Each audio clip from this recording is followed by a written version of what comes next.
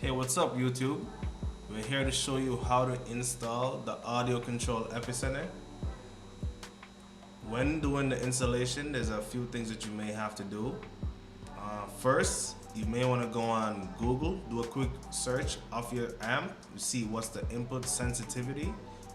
Now once you grab that information, you can jump right in and start working on your epicenter.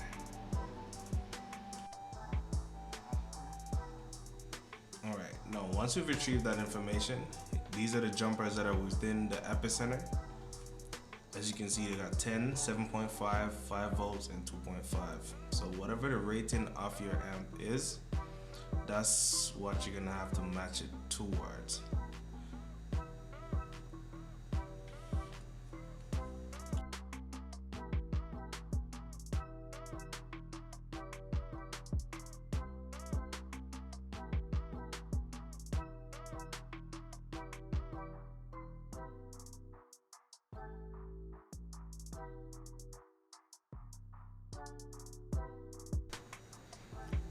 Okay, now we got that epicenter open, and these are the two jumpers I was referring to. Now, since my amp was 0.0 volts to 4 volts, I'm actually gonna lower it and put it within the 2.5 volts region. That's the jumper. Yep.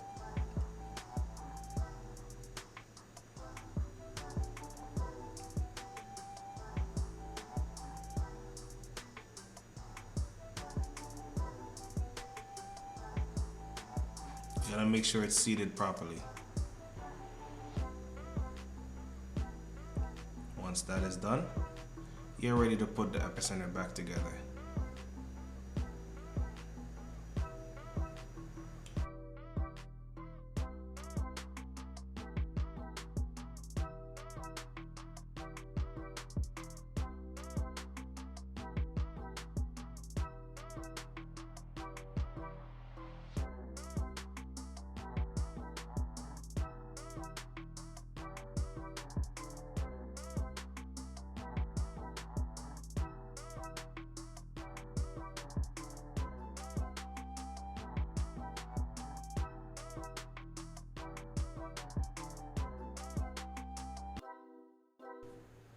This is where it gets a bit tricky, as you may be wondering where to mount the epicenter.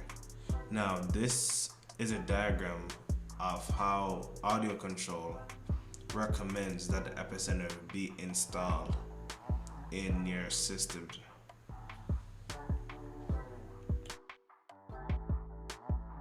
All you may need to do now is to get the RCAs plugged in to the epicenter, which is from the input and the output areas. Once that is done, you may need to connect the power, live, and remote wire to the epicenter.